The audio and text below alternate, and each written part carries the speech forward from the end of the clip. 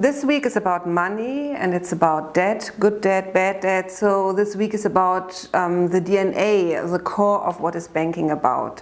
And in this video we look at the difference between good debt and bad debt. In one of our interviews with Thomas Jorberg, the CEO of the GLS Bank, he shared something that he learned when he started as a banker. So one of his mentors said, giving a loan can destroy a life, and giving a loan can rescue a life. So why are these extremes? What's the difference between these polarities? When we had the crisis in 2007-2008, one huge argument to rescue banks was that our economic system needs access to capital and businesses need access to loans. So loans enable, giving a loan enables, and especially for businesses, having access to capital and having access to financial capital is essential to grow, to change, to bring an idea into practice.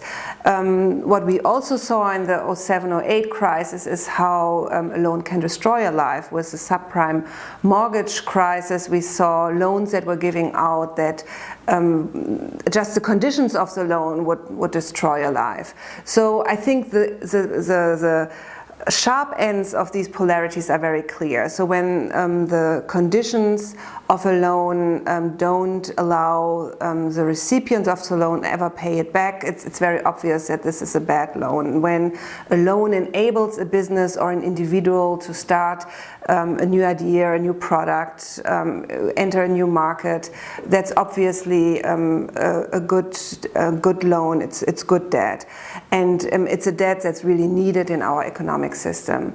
And then there's this gray zone in between. And is it possible to describe this tipping point? We want to shine light on this area in between. And in order to do this, I think an important question to look at is, what does a loan do? A loan basically gives you money today and you have to pay back in the future, which means if the loan doesn't enable you to continue or increase your income, your ability to consume, your income in the future will be reduced. And this is an important piece to understand, and it's often not very visible. So in a way, a loan today means reduced income in the future. And if the loan enables you, increases your well-being, enables you to increase your income, a loan makes sense. If the loan doesn't do any of these things, then there at least needs to be an awareness that you consume your future income, or there needs to be also a clear understanding of how this loan will affect your future income.